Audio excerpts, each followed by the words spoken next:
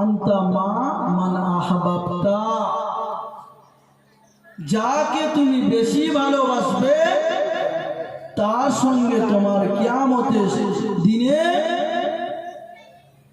ইয়াউমাল কিয়ামা, কিয়ামতের দিনে হাসরের মাঠে সে তোমার সঙ্গী হয়ে যাবে। জোরে বলুন না সুবহানাল্লাহ। তাহলে আনাস ভালোবেসেছিল আল্লাহ এবং আল্লাহ রাসূল। তাহলে এই পৃথিবীর বুকে আমাদেরকেও সেই আল্লাহ এবং আল্লাহ রাসূলকে বেশি ভালোবাসার দরকার, প্যার করা দরকার। আমাদের ছেলেদেরকে সঠিক দ্বীনটাকে তাদের কাছে তুলে ধরা দরকার, তাদেরকে নামাজের কথা বলা দরকার। কেন আল্লাহ পাক বললেন কু আনফুসাকুম ওয়া আহলিকুম নারা, তুমি এবং তোমাদের পরিবারের সকলকে কু আনফুসাকুম ওয়া আহলিকুম নারা, জাহান্নামের আগুন থেকে বাঁচাও। সেই জন্য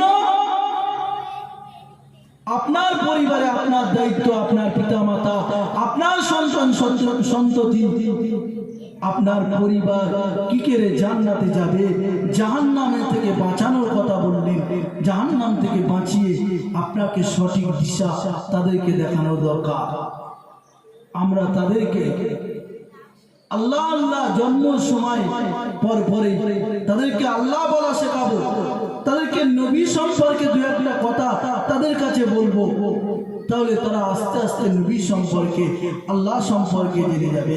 আল্লাহ রাব্বুল আলামিন আমার মতো গুনাহগারের দ্বারা অল্প সময় আপনাদের সম্মুখে কিছু বলিয়ে নিয়েছে। ইনশাআল্লাহ পরবর্তী সময়ে আপনারা কম বেশি বক্তব্য জুম্মার দিনেও শুনেন। আপনারা ঈমান